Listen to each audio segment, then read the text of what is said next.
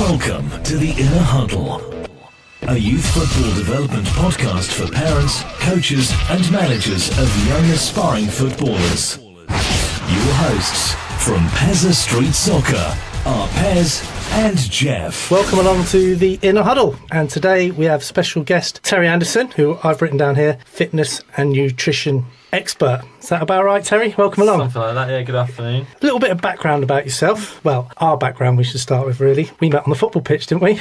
Probably played. No, even longer ago than that, isn't it? You came and did some work experience with me, didn't you? Yeah. Oh, it's going to make me feel old, isn't it, Jeff? How old were you then? I reckon I'm about 14, 15, probably. 14 or 15. You don't have to say how old you are now. But yeah, you did. You came on work experience with me at Southampton Football Club, didn't you? Yeah. Yes, in Andover at John Hanson, yeah. John Hanson School. Wowzers, I've forgotten all about that. Yeah, it was many years ago. So yeah, we've known each other longer than I even remembered. And then we did end up playing the same team together, didn't we? Yeah, a couple of seasons playing football on Sunday morning. Yeah, so that means probably shouted at you a lot and you hate me for that, but standard. And did you play in the charity game for the radio show that time? I know Tommy did. I often wondered if you were in the team. Just gives me an opportunity to say I scored the winning penalty again. No, I don't think I did. Oh well, never mind, I've said it now, Jeff? More recently, you came in as our special guest on our elite training camp in the summer for Pezza Street Soccer. Bit of background then, Terry. You run Coach Anderson. Give us a little bit more about that. Yeah, so I run Coach Anderson Nutrition and Fitness. That's my personal business, but I'm also co-owner of Reasons Fitness Gym in Andover. I've been in the industry, health and fitness, for over a decade now. I did a degree in sport and exercise science in Cardiff, and then from then went into personal training, set up a gym a couple of years after that with Tommy Gentleman and Andy Hillier. Was that Infinite Pulse, the first one? Yeah, it was a PT studio at Infinite Pulse, and then we kind of outgrew that and developed Reasons Fitness, where we've been had a gym on the Portway now for the last 6.5 years. More recently, probably the last 3 or 4 years, I've studied a lot more into nutrition and just incorporated more elements of that into my overall kind of health and fitness business, really. I work with anyone from weight loss to sports, athletes, anything really. I've worked with children, people who have chronic diseases, wide variety of people I like to help. But yeah, more recently it has gone a little bit more down the nutrition route, which is what I'll be helping with, I think, a bit more today. Yeah, normally with these shows, and for those of you who don't know how it works, we have a list of questions in front of you. I think, let me have a little look. We have 16, some of which are from myself and Jeff, some of which people have sent in for this show, and some of which people have sent in over a period of time, and we've kept them for this show. Normally Jeff has about as many notes as he's got today. None. But normally I have lots of notes on most of the shows. This one I've got, as you can see, none either, because as you can probably tell by looking at myself and Jeff, we're not heavily into nutrition, are we? But these questions are excellent, and a wide variety of them, which we hope will add some value to parents mainly who have sort of young children, or children in general, I suppose. Yeah, I mean, to be honest, obviously at a young age, the nutrition's highly dependent on the parent, really. Not that most children don't have much say in what they eat a lot of the time. So, a lot of what I'll talk about today will be information for the parents to pass on to their children, but also information that they can, relay back, help their children learn and understand why certain foods and stuff might be beneficial for them. Excellent. Jeff, have you had time to go through the questions? No. Of course you haven't, standard, but that's part of the charm of the show, is that you don't prepare for it. I'd hate to think what would happen if you did. Right, so we'll get started with question number 1. I'll set us off. My child is 12 years old and really struggles with stitches during matches. They can come on at any point, and he's had to leave the field on a couple of occasions. Is there anything you can do to help prevent them? Right, yeah, so this is a good start. It's a tricky start, isn't it? A little bit of a ringer of a question here, in that much to what probably most of the listeners will be, have on stitches is probably still what I'm going to tell you now, in that it's a bit of an anomaly within the sort of health and fitness industry and medical field, in that they have, medical professionals have a good understanding of what it might be, but they still don't really know 100% what stitch is. So a couple of the more kind of legitimate reasons why they think it might be is an increased blood flow to the liver and spleen, which is like as you start exercising, you get a bit of a shunt of the blood through the liver, which can cause a bit of pain in that area whilst it's trying to be sort of pumped around the body. The other kind of one, which is a little bit, probably makes a little bit more sense, is not a little bit more sense, but equally understandable is that you might get cramp in your diaphragm. So your diaphragm's a muscle like any other, and as you're running, you know, there's nothing to say you're going to get cramp in your calf or your arm or your back or your, you know, anywhere else like you would your diaphragm. Obviously, your diaphragm's working hard, which is a muscle that lies just underneath your lungs. Yeah. Every time you breathe in, your diaphragm works. So they're two kind of common reasons why medical professionals think that a stitch might happen. Unfortunately, you can't really stop it coming on. Some people are luckier than others and just don't tend to sort of suffer with it, and others seem to suffer with it a bit more. It can be sort of linked with health and fitness in that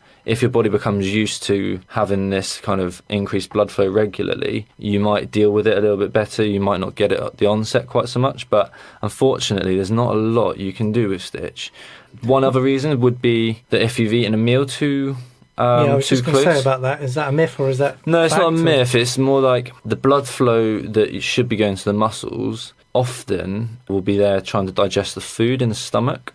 So again, you can lead to kind of the muscles not working correctly that should be, and in and around the rib cage. Is that the same if you drink too much as well? Because I used to get it if I had a lot to drink, like water, that is, before I played a game of football. Yeah, when you get a lot of fluid, it's hard for the body to digest, you know, what's in the stomach at the time. So whether that is a liquid or too much liquid, or whether it's a food, your body's trying to do both at the same time, and so that can cause the stitch where either a muscle will cramp up because it's not getting enough of the blood to it, or your stomach will cramp because it's got a load of food sitting in there. It's kind of like the feeling of cramp can happen for a number of reasons. Yeah.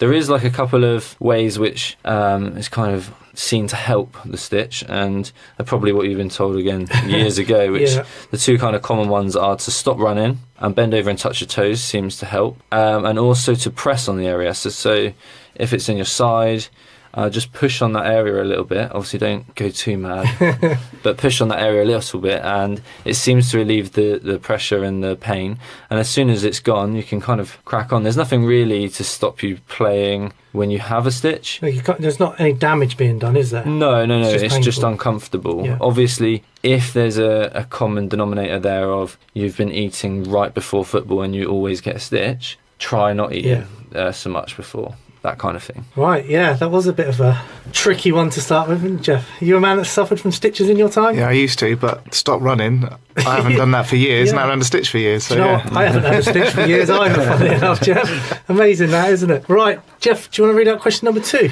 I do. I have a son that has always been very active and fit. He's still a good cross-country runner, but during his football he seems to run out of steam. He's just about to turn 11, and I'm worried he's not as fit as he used to be. Any ideas why this might be? That's another tricky one, isn't it, Tal?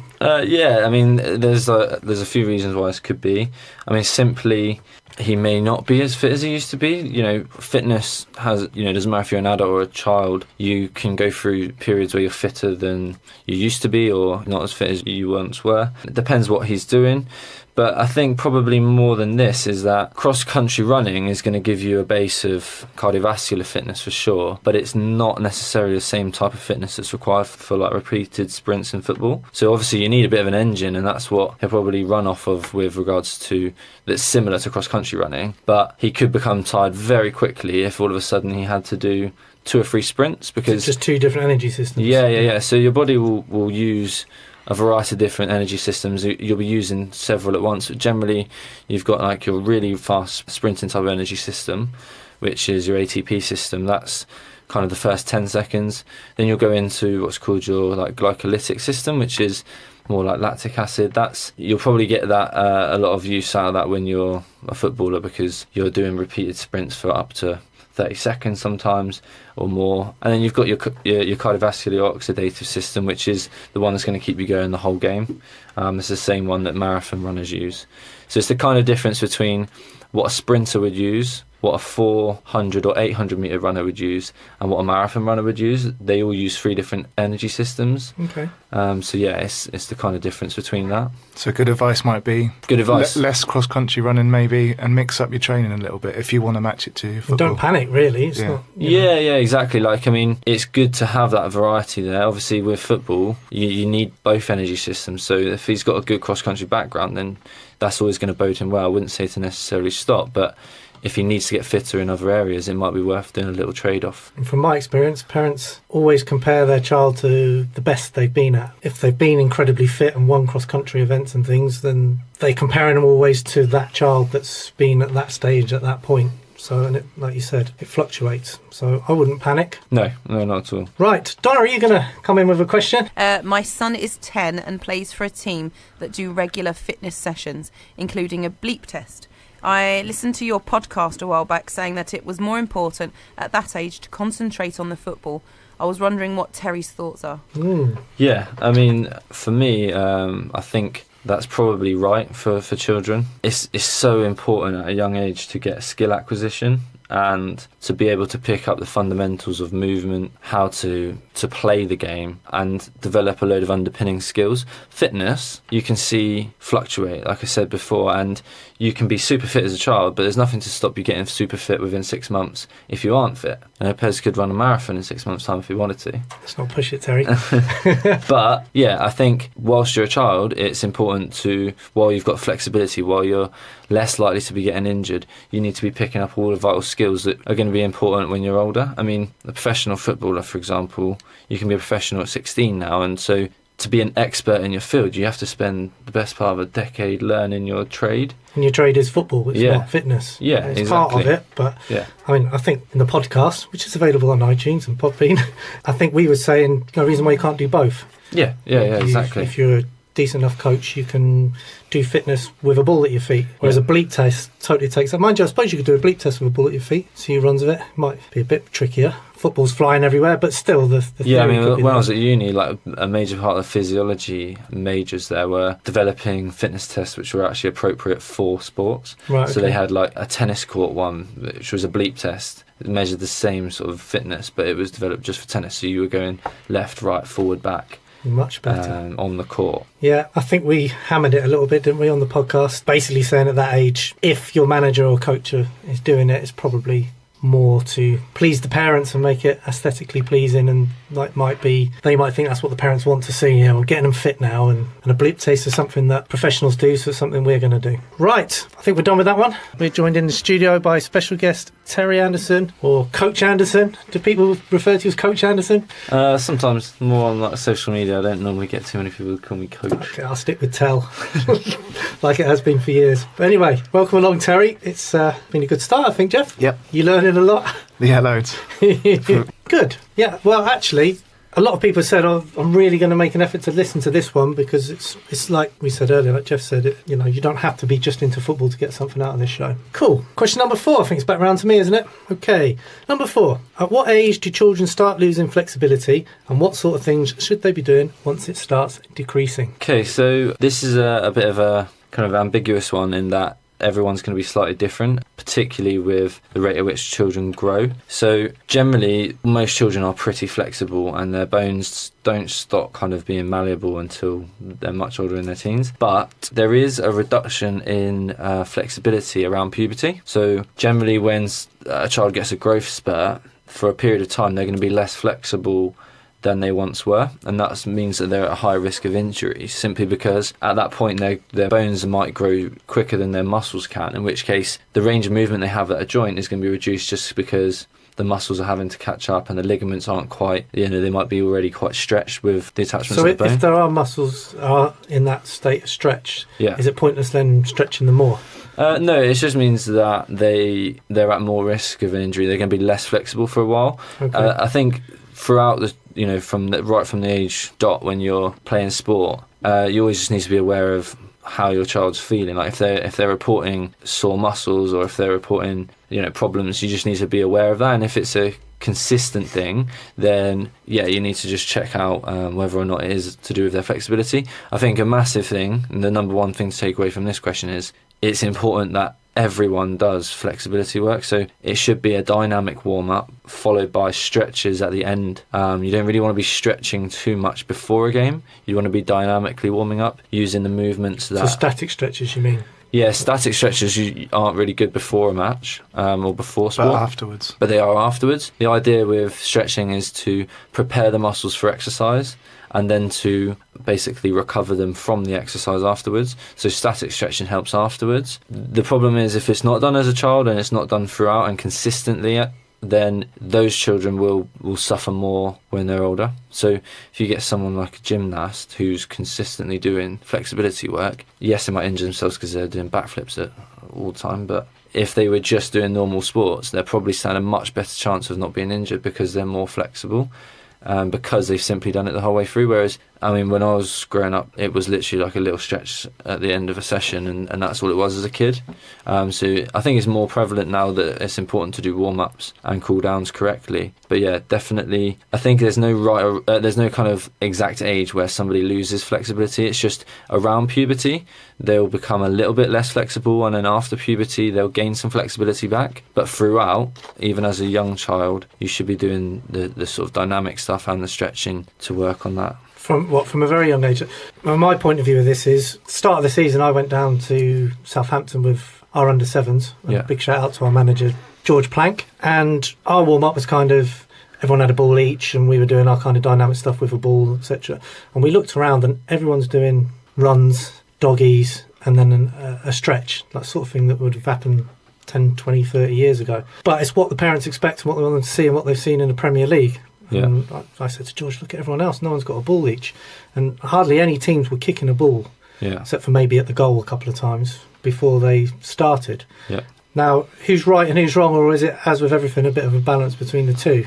Yeah, I mean, I think it's just a case of... These are 6 years old, by the way, so under 7, so just turning 7, some of them. I think kids are going to be able to get away with a lot more, and so when they're that old, it's a case of, are you going to be able to get them to do like specific dynamic warm-ups? You're probably just giving them a ball and warming up and doing a little bit of dribbling, and just doing a few kind of pulse-raising type games is going to be okay with them. Yeah. As they get a little bit older, you want to start teaching them. What age that would be, you probably would know more about that than me, like when you can start teaching children, more about the technicalities of things. But as a young child of 5 and 6, just getting them to move and gradually building up the tempo is going to warm them up enough, I would have thought. I think it's good to get them into good habits. Yeah. So they realise there is a warm-up and a warm-down process. Yeah, exactly. What's involved in it for football should involve a football. And we're massive on that, and there's plenty of dynamic movements you can do with a football. Yeah, Even if you're dribbling and then you do your dynamic movement and then you start dribbling again. And you're getting thousands of touches and you're getting your dynamic warm-up. Yeah. Raising the blood flow. Start with, it makes sense to start walking, go a little bit quicker, build it up, and then all of a sudden they're running with the ball, and then they're starting to pass it, kick it and stuff. That's going to naturally warm them up. It's just, you don't want to do what the Sunday League do and go out onto the pitch and start drilling the ball at the goal. No, we never used to do that, surely. Donna, I think you wanted to add something to the question on flexibility. Yeah, so my daughter has hypermobility. Do you work with any children that deal with, because I know you were saying about flexibility and stuff. She's too flexible in some ways. So I was just wondering, I don't know if this is your area, but what sports would be good for her? That's not too... Have I just thrown you in the deep end then? Sorry. No, it's absolutely fine, because, I've worked with hypermobile people in the past. I wouldn't say there are sports which are good for being hypermobile. With anyone who is hypermobile, you are at risk of injury, simply because you're putting your joints and your muscles at the end of their range and beyond almost to what they're naturally supposed to be able to do. However, if somebody is particularly flexible, something like gymnastics and things like that, where you're learning specific movements in a controlled environment, would be something which is probably more beneficial. A gymnastics coach would be able to tell you more about that.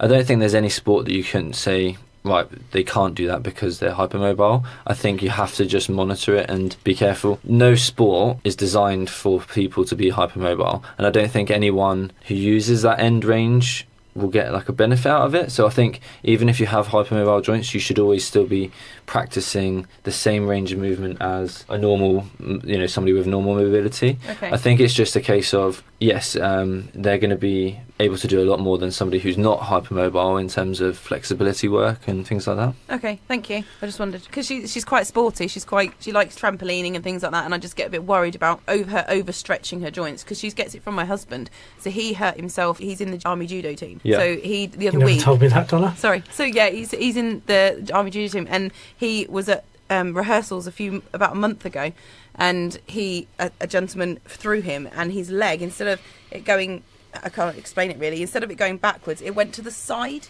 Yeah. And it literally, he was in pain, and he was on crutches and for weeks and weeks, and luckily enough he didn't have, because a sprain, before I didn't even realise a sprain, you got 3 different sprains, haven't you? There's a 1, 2 and a 3. Yeah, different So grades, yeah. he had a grade 2. And also his bones had bled because it was that bad apparently, so that's what was causing the pain. So he's got hypermobility, never knew he had it. So I just wondered whether or not certain sports were off subject, but you've said it now, so thank you. Grade 3 is total rupture, isn't it? Yeah, that's right. That's what he thought he had, and he thought he was going to get downgraded and out of the army and different things. So, Oh, goodness. but luckily enough, it wasn't, and he's near enough back to, he's doing physiotherapy, so it's good. Right, you wanted question 5, isn't it? Yes, please. Right, how important is diet and nutrition with regards to very young footballers? It's a very open question, isn't it? Yeah. Very wide. I would say I'll take the football element out of it and just say that for young children, it is super important. There's a couple of reasons really why, and that's that children are built in exactly the same way as an adult. They require the exact same nutrients. In order to function correctly, they have to work exactly as an adult does. And in fact, their requirements for energy can be that are sometimes even more than an adult, simply because of the amount that they're growing, the amount that they're moving in the day. So their need for nutrition is perhaps even more than a fully grown adult. So this is where I always get a lot of conflict with my clients, and when they ask me questions about their children, in that they're like, well, it's all well and good me eating chicken and broccoli and rice, but my kids don't eat anything other than the turkey dinosaurs. And it's like, well, Jeff's still like that. yeah, and it's not to say a balance or everything in moderation isn't fine. Kids are kids. They're going to want to have sweets. They're going to want to have the thing that the other kid had. But if there are profound risks that your children take when they're having a poor diet, there's links that up to 70% of obese teens show signs of cardiovascular disease. Wow. There's a new study area called, relatively new study area called epigenetics. It's how genes express themselves. So we're all made up of a genetic code, and a lot of the time people think that the way your genes are made up will lead to a lot of the hereditary diseases you've got. But that is true to a degree, but there's actually a wealth of research now that suggests that the way that food acts on the body determines how genes express themselves, and that's exactly the same for a child as it is for an adult.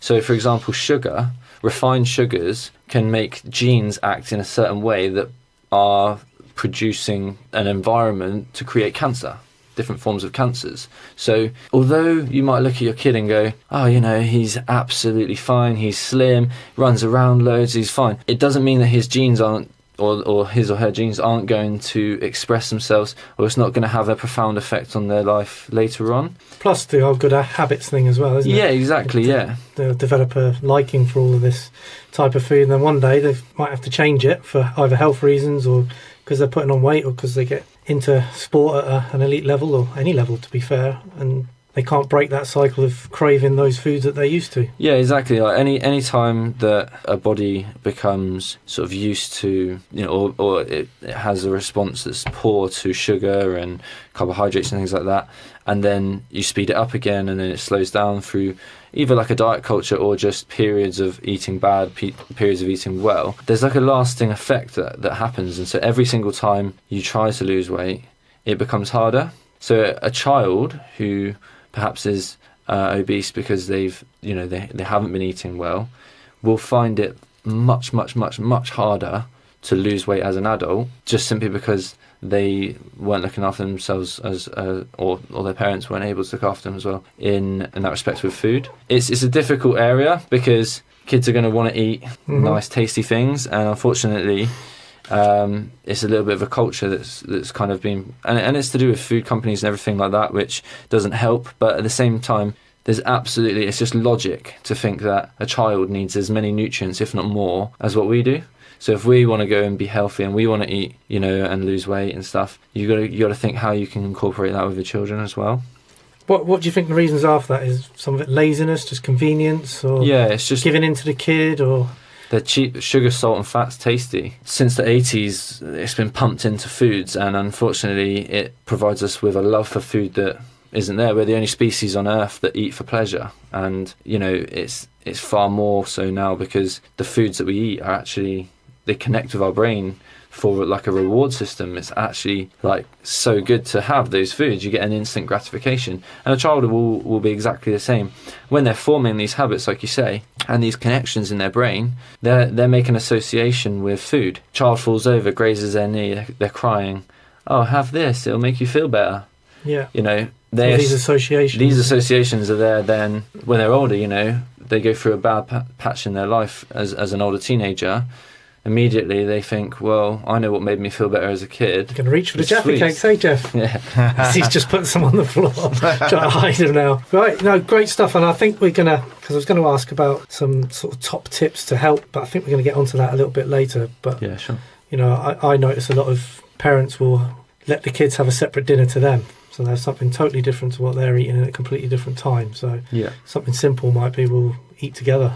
I know it's not always We convenient. eat together. Do you eat together? We eat together. So I used to be like some other parents, because I grew up with my mum doing the whole mum's been to Iceland kind of thing, or she used to buy a lot of frozen stuff. I went right back to basics about 4 or 5 years ago. So I make my own sauces.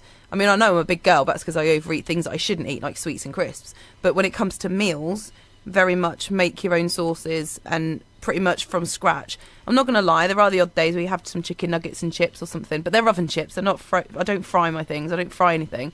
And it wasn't until recently I realised you can have a fried egg without using oil. You can do that. You can crack an egg in a non-stick frying pan and put a lid or a plate over the top, and the heat and the steam from it cooks the top of the egg, so you don't even need to use oil. Well, there we go. There's a little tip for you there. Not Donna's adding more value than me and you Sorry. put together, Jeff, today. In a Huddle from Pezza Street Soccer.